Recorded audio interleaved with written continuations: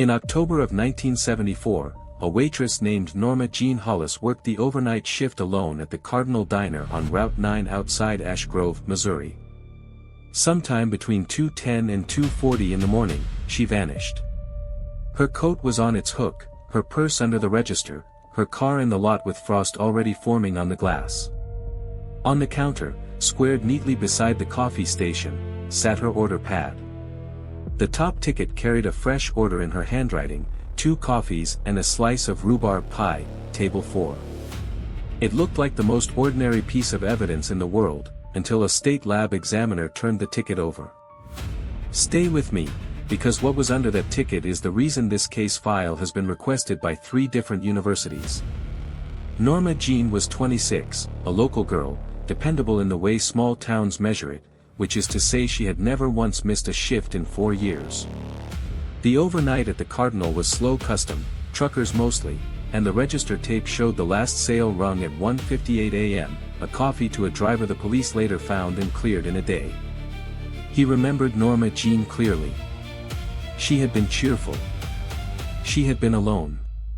When the cook arrived at 5 to start the grill, the door was unlocked, the lights were on, the radio was playing to an empty room, and the coffee had burned down to a hard black glaze in the pot.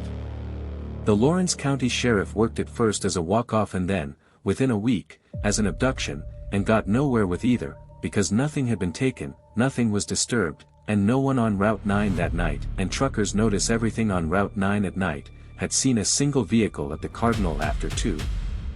The pad was collected almost as an afterthought, bagged because it happened to be sitting out, and it went to the state lab with the rest.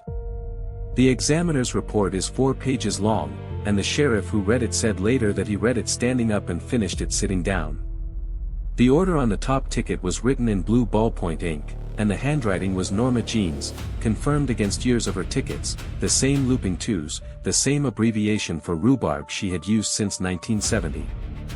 But the Cardinal used 2-part carbon pads, the kind where the pressure of the pen prints a copy on the sheet beneath, because the top ticket went to the kitchen and the carbon went on the spike by the register.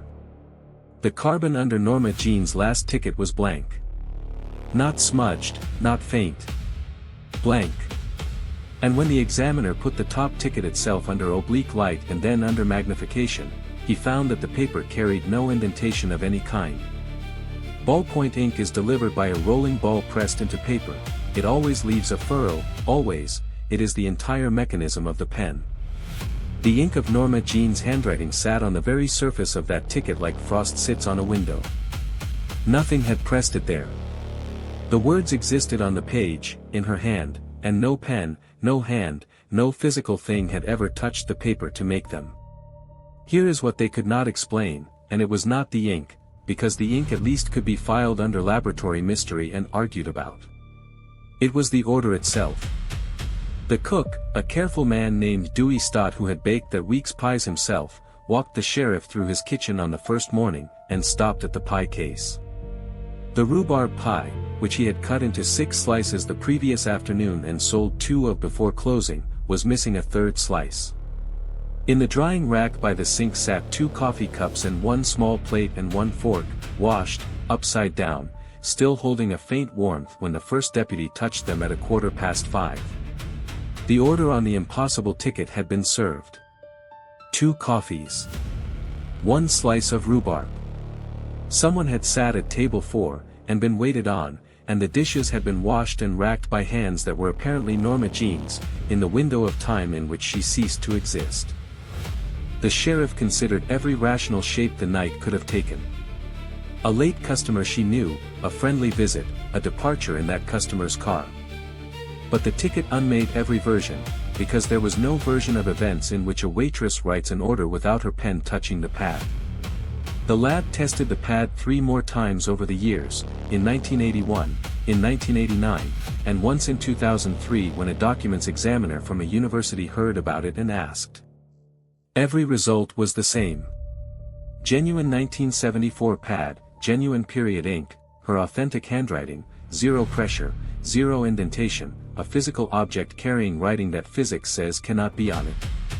Norma Jean Hollis was never found. Her mother kept her room unchanged until her own death in 1996, and the Cardinal Diner closed in 1988 and stands empty on Route 9 now, its sign long dark. Table 4 is still in there, under dust, bolted to the floor the way diner booths are. And there is one more detail, the one the retired sheriff mentions when he tells this story, which he does not do often. Table 4 was the booth by the window, the one that looks out at the parking lot and the highway beyond it. Whoever ordered those 2 coffees chose the seat with the view of the road, the seat you take when you are waiting for someone to arrive, or watching someone leave. 2 coffees. 1 black hour in October.